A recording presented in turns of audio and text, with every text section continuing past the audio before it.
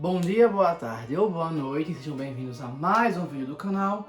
Eu sou Cleiton Mo e hoje eu vou falar um pouquinho sobre a mitologia egípcia. Eu vou contar o conto da punição de Ra, né?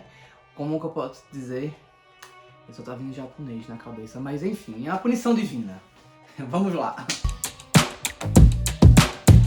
Bem, nesse conto, na realidade, ele é um conto já mais pra frente da mitologia, vamos dizer assim. Já aconteceram alguns eventos, né?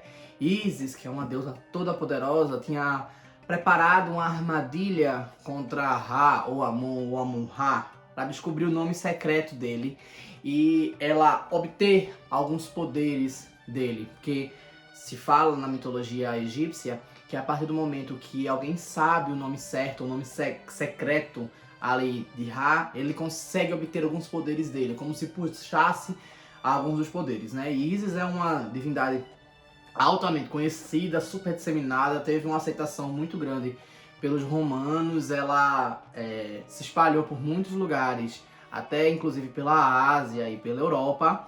Inclusive ela recebe o nome, a alcunha de Isis dos Mil Nomes, ou dos Mil Títulos, enfim. Ela tem até um culto secreto, enfim. Isso aí pode se explicar sobre Isis e Osíris depois em outro vídeo. Mas essa história ela começa um pouco depois da situação de Isis já ter absorvido um pouco dos poderes de Ra, né? E Ra, ele depois de grande... E como ela era muito cultuada, como eu falei, né? Ra quis ver o quão importante ele ainda era para a humanidade. E um dia ele desceu e foi dar uma volta lá. Fala-se que ele não fica... A velhice da divindade Ra, né, apesar deles serem transmorfos e aparentemente poucos envelhecerem de fato, se fala que Ra envelhecia e a pele dele ia virando ouro, o cabelo dele ia ficando lápis lazuli e os ossos iam ficando de prata. Você é o bichão mesmo, hein, doido? Era um negócio assim meio de doido, né, de pensar como se ele fosse ficando mais denso e só coisas nobres, né, mas enfim. E aí ele tá andando pela rua e procura ver os humanos como é que tratam ele. A maioria nem reconhece, tá nem aí pra ele vai ficando meio chateado. Talvez seja uma representação da expansão, né, da elevação do culto a Isis e a Osíris, né, que passaram a ser divindades muito importantes. E ele fica sendo meio esquecido. E ele vai ficando meio chateado com a situação, ele tenta interagir, as pessoas, alguns que são mais ruins mesmo, tratam até ele com desprezo, né? Não reconhecem e tratam com desprezo, porque ele é velho e, enfim, eles usam como justificativa. Lembrando sempre que em contos muitas vezes se falam de que pessoas de um grupo específico são tratadas com desprezo. Não tá dizendo que isso tá certo ou tá errado, tá, galera? Quer dizer, não tá dizendo que isso tá certo. Né? Então, tipo, enfim, nesse caso, algumas pessoas ruins tratavam ele mal porque ele já era velho, enfim. E não era questão de tratar mal de fazer ruindades, era de desprezar mesmo, de dizer, ah não, você já tá velho, ou coisa desse tipo. Até que uma criança foi brincar com ele, e na brincadeira ele foi querer colocar moral na criança, ou seja, um velho ranzinza, né? Ele quis colocar, um idoso ranzinza, ele quis colocar moral na criança e dizer, olha, não sei o que e tal. E aí a criança foi brincar com ele e deu uma rasteira nele. Ele caiu, pronto. Pra ele foi a gota d'água, foi o que explodiu tudo. Pra ele aquilo ali foi inconcebível. Ele não aceita aquilo e simplesmente ele subiu e ele foi pro palácio dele, pro templo dele lá, e ele estava indignado, dizendo que queria vingança pra humanidade, que estava pensando em como se vingar, que ia ver como é que era. E a Isis chegou pra ele e fez, mas meu senhor, o que foi que aconteceu? Aí ele fez, eles não me respeitam por sua culpa. Culpando ela, mais uma vez falando, provavelmente pelo crescimento do culto a ela, né?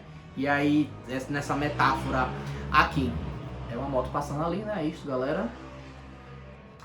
Enfim, voltando. E aí, ele diz, a culpa é sua. E ela fica, mas eu não fiz nada. Aí ele faz, não dessa vez, mas fez indiretamente. Aí Horus tenta intervir e fala, mas maninha não fez nada, tenha calma, foi só uma brincadeira, não sei o que mais lá.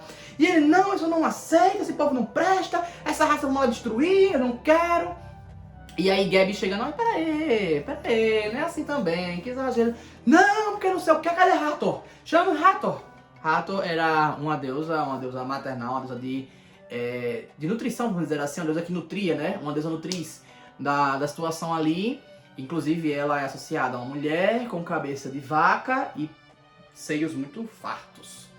E aí os deuses ficam meio assim, cadê ela? Ninguém. Não, pera, calma. E aí do nada ela levanta, oi, Ra, o que foi que houve? Aí chega, aí ele manda ela acessar a outra personalidade dela.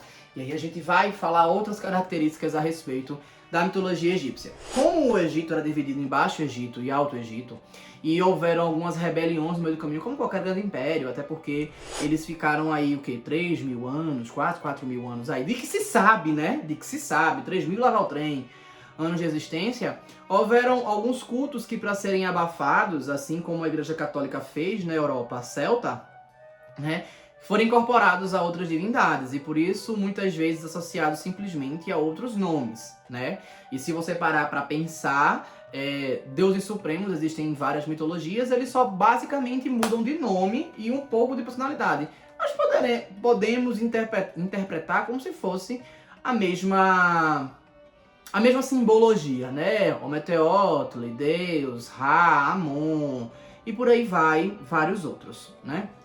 E aí, nesse caso, Hathor era associada a uma contraparte dela, exatamente oposta a ela. Ao invés de ser uma divindade nutriz, ao invés de ser uma divindade que nutre, que acolhe, que enriquece, que alimenta, ela tem a contraparte dela, que é a parte que destrói, que é Sekhmet, né? Ou Sekhmet, nesse caso, porque KH em egípcio, né?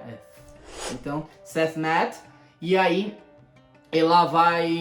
ela tem essa outra parte. Mas qual era o problema? É que como ela era uma deusa muito nutriz, a outra era uma deusa muito ruim, que era a contraparte. Que como eu estava falando, não se sabe exatamente se foi uma deusa que foi uma característica que foi agregada a ela depois por sufocar alguma rebelião ou alguma comunidade, ou simplesmente desde a concepção de Hathor ela já tinha essa contraparte. Independente do que seja, ela tinha essa outra parte, mas por ela ser muito boa, a outra era muito ruim e era quase que imparável. E ela não queria acessar isso, até as próprias divindades tinham medo de Sekhmet. E aí, Ra fez, eu não quero saber, Hathor, eu quero que você acesse o outro lado e que você vá se vingar. Você vá representar a punição divina, vá lá. E aí, Hathor tenta argumentar, mas não adianta, Ra tá irredutível, as divindades correm com medo, e só fica eles dois no palácio. No palácio não, no salão. E aí, Hathor recua, que ela vê que não tem mais pra onde ir, ela recua e ela se transforma na divindade Sekhmet. Que nesse caso ela pode ser reportada como uma mulher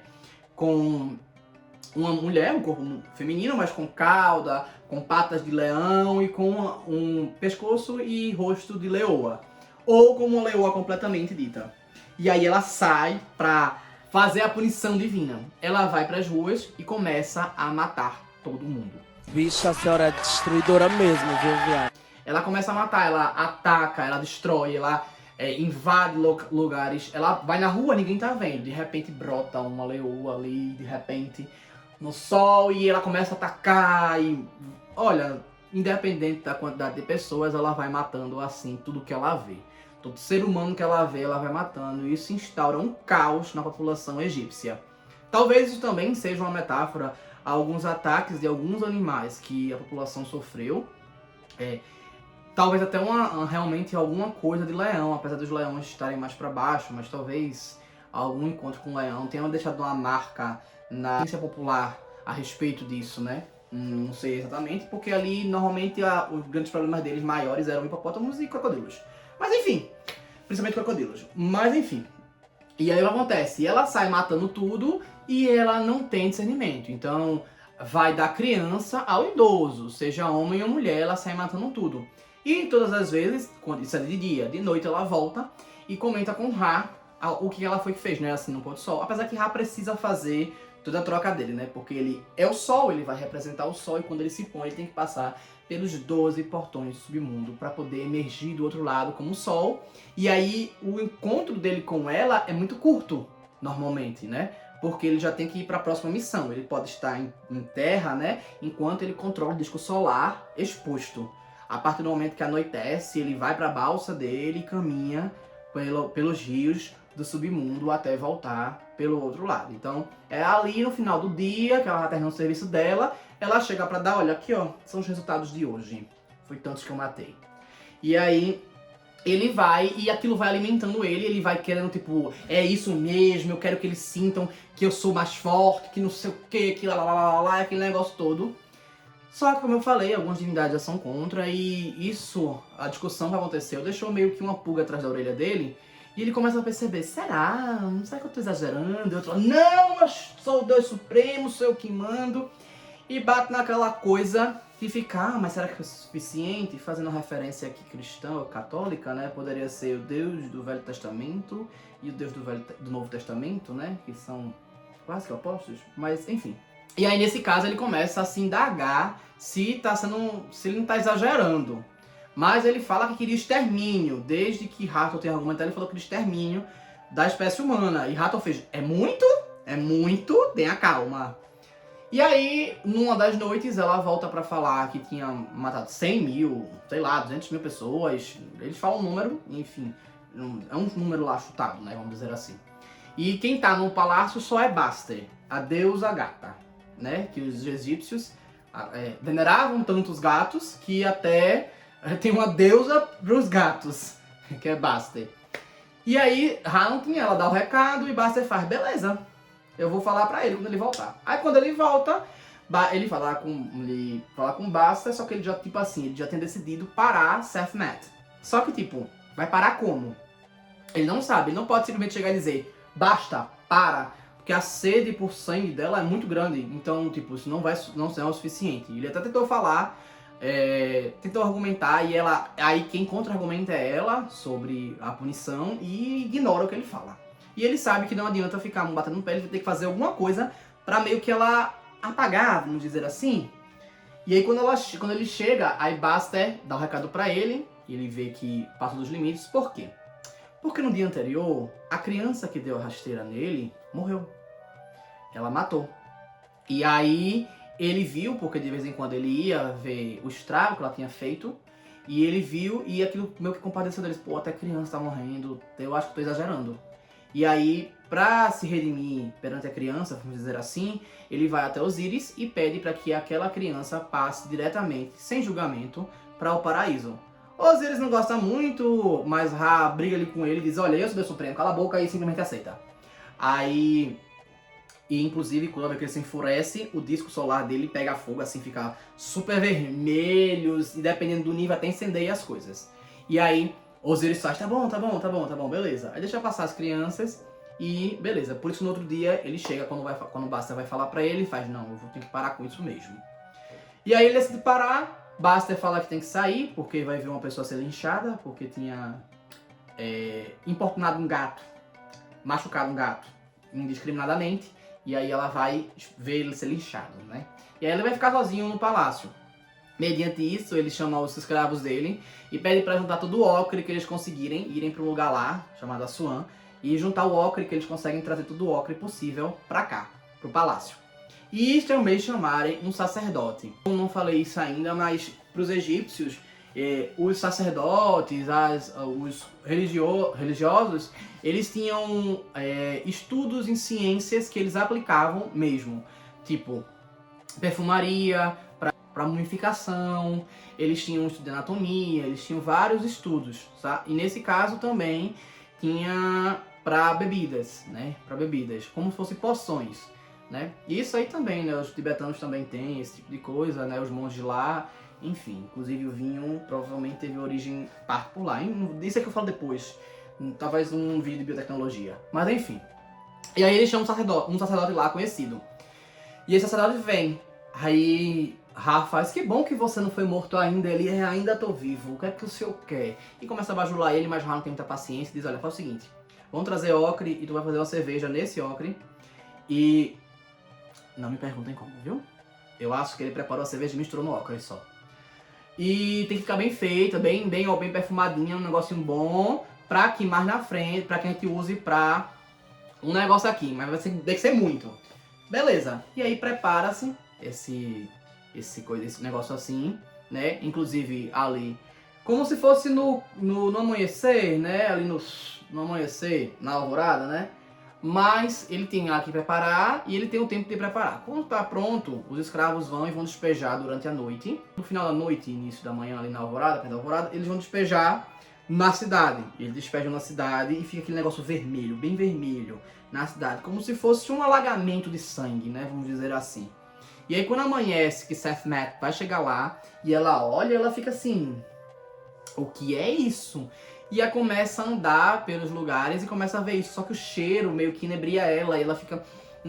que negócio interessante. E aí quando ela começa a lamber pra ver o que era, ela meio que perde o controle e sai lambendo tudo assim, ó.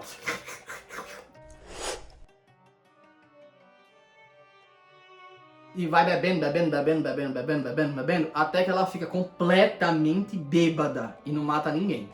Aí quando ela volta pro Palácio de Ra, ela não fica o dia todo nesse caso, e ela volta pro Palácio de Ra, e Ra já fica lá, ela chega lá cambaleando, meio zonza, e Ra pergunta como é que ela tá, ela diz que tá bem, mas tá um pouco cansada e tudo mais. Ela tava com uma sede tão grande de sangue que ela literalmente não tava bebendo água nesses últimos dias, ela tava focada na punição, sabe?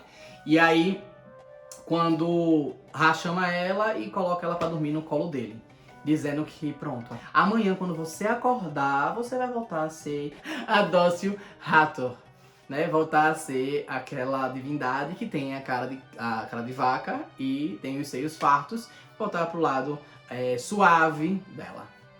E assim acaba essa pendenga, Ra meio que aprende, a população volta a venerar Ra de alguma forma.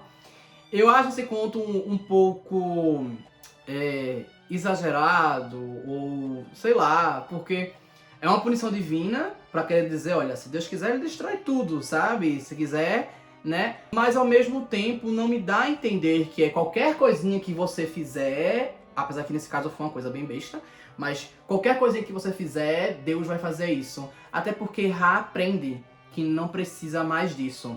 Mas Sekhmet é conhecida como uma deusa da destruição e da punição divina. Então, no dia que precisar, ela vai ser acionada de novo. É quase com a introdução para Sekhmet e para mostrar um pouco de progressão da consciência de Ra e da população para saber de uma forma do medo ali, né? Ter um respeito porque existe um medo por trás, mesmo não sendo necessariamente associado. Mas, enfim, é isso. Contem o que vocês acharam, eu espero que tenham gostado. Então curtam, comentem, compartilhem, se inscrevam no canal. E se não sabem o que comentar, vamos de leoa, é fácil de escrever. Valeu!